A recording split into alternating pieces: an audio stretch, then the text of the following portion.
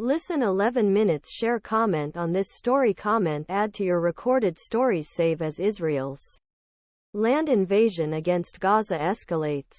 The Biden administration finds itself in unstable state. Management officials say Israel's counterattack against Hamas is very violent. He says it is very costly in terms of civilian casualties and lacks a consistent final game. But they say they have failed to exert a significant impact on America's closest ally, the Middle East, to change its course. The U.S.'s efforts to reduce Israel's counterattack in response to the of Hamas on October 7, resulting in the death of at least 1,400 Israelis, failed. The Biden administration called Israel against land occupation, specifically asking him to consider proportionality in his attacks.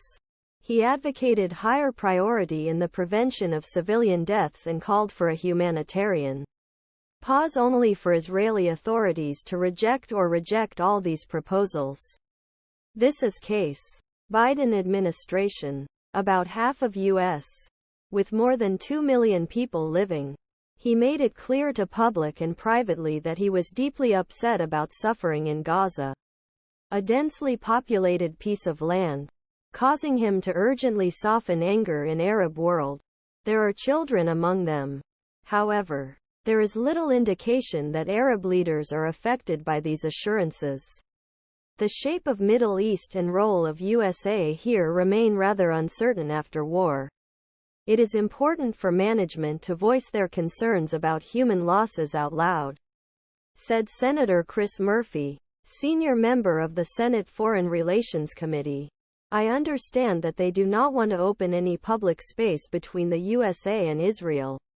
But if we all want to prevent opening another front and want Gulf countries to be part reconstruction, Gaza, then we need state as clearly as possible that U.S. prioritizes reduction civilian damage.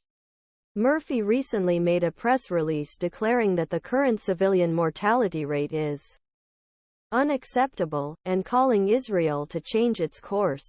Management is really putting too much pressure on it, said Murphy. And even while supporting Israel's ability to continue the war, I think they should openly raise concerns about civil cost. A spokesperson noted the previous comments of National Security Advisor Jake Sullivan, saying that Hamas' use of Palestinian civilians as live shields did not reduce Israel's responsibility to do everything possible to minimize civilian casualties. Foreign Minister Antony Blinken went to Tel Aviv on Friday and made sure that Israeli Prime Minister Binyamin Netanyahu was able to securely pass through the area and potentially remaining 200. He pressured his country's against Gaza take a humanitarian break, facilitate efforts, release more than one hostage. However, in the unusual division in public, Netanyahu seemed to reject Blinken's call, saying that Hamas would not give up his release of hostages, most of which were Israeli.